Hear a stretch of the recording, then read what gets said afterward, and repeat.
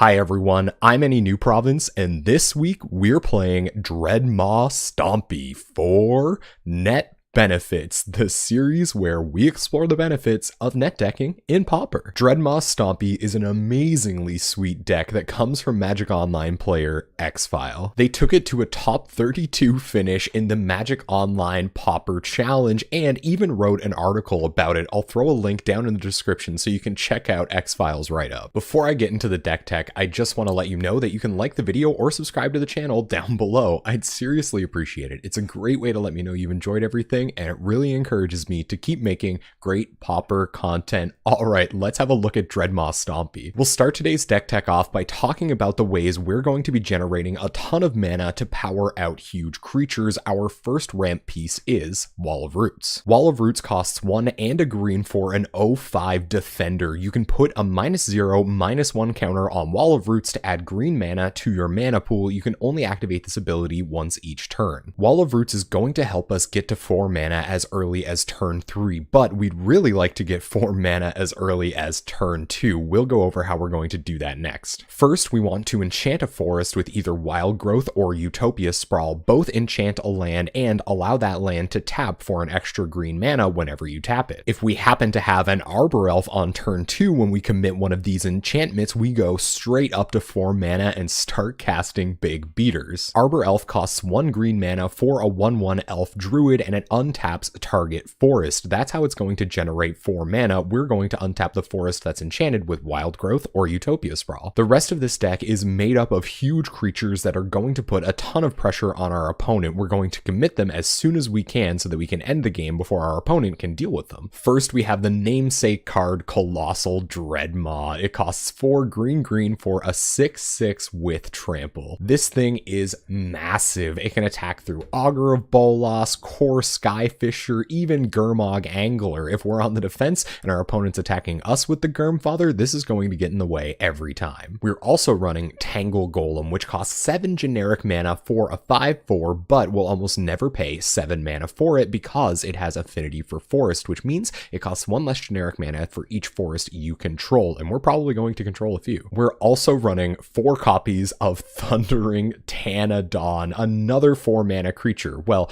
technically, it costs 4 generic mana and 2 Phyrexian green mana, which means we can pay 4 life to get this thing out on turn 2 with our Arbor Elf combo. It's a 5/4 with trample. Another 4-drop we're trying to power into on turn 2 is Blastoderm. It costs 2 green for a 5/5 with Shroud, which means it can't be the target of spells or abilities. Blastoderm's Shroud ability makes it very hard for your opponent to deal with it. Unfortunately, Blastoderm is going to deal with itself due to its fading ability, which says Fading 3. This creature enters the battlefield with 3 fade counters on it. At the beginning of your upkeep, remove a fade counter from it. If you can't, sacrifice it. Our last beat stick of a creature is the Resilient Phantom Tiger. It costs 2 and a green for a 1/0, which means it would die when it enters the battlefield, but it enters the battlefield with 2 +1/+1 counters. If damage would be dealt to Phantom Tiger, prevent that damage, remove a +1/+1 counter from it. Finally, the rest of the deck is made up of ways to pump and protect our creatures. Our first pump spell is the best one in the format. It's Rancor. It costs 1 green mana for an enchantment that gives target creature +2/+0 and trample. When it's put into the graveyard from the battlefield, you return Rancor to its owner's hand. Playing Rancor on one of our huge creatures as early as turn 3 is going to put an immense amount of pressure on our opponent. We'll usually be attacking for as much as 7. Hopefully that's too much damage for them to recover from. Finally, our last non-land card is Vines of the Vastwood, which now that I think about it, might be a little bit better than Rancor, but that's definitely up for debate. Vines of the Vastwood costs 1 green mana for an instant and makes it so that target creature can't be the target of spells or abilities your opponents control this turn. You can even target your opponent's creatures with this, which makes for some pretty sweet interactions. Vines of the Vastwood also has Kicker Green, which means you can pay an extra green mana as you cast Vines. If you do, the creature that you're targeting also gets +4/+4 until end of turn. Alright, let's have a look at this mana base. Nothing too fancy, just 18 forests. We want all untapped lands so that we can get that Arbor Elf, Wild Growth, Utopia Sprawl combo online on turn 2 and start casting our massive fatties. All right, let's have a look at this very concise and focused sideboard. We start with 4 copies of Scattershot Archer for wrathing away any X1 flyers. We have 4 copies of Dissenter's Deliverance for destroying target artifact, maybe in a Monarch matchup or an Affinity matchup, and if we don't need it, we can cycle it away, draw another card.